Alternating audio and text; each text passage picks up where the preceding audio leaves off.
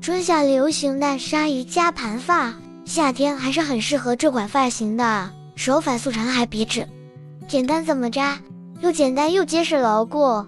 今天这个方法值得学习一下。小橡皮筋先固定一下这个马尾，能增加发型的结实度。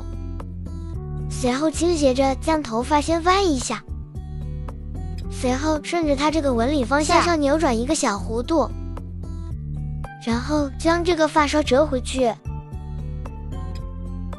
很简单，看一下，再重新来一遍，扭一圈发梢对折回去，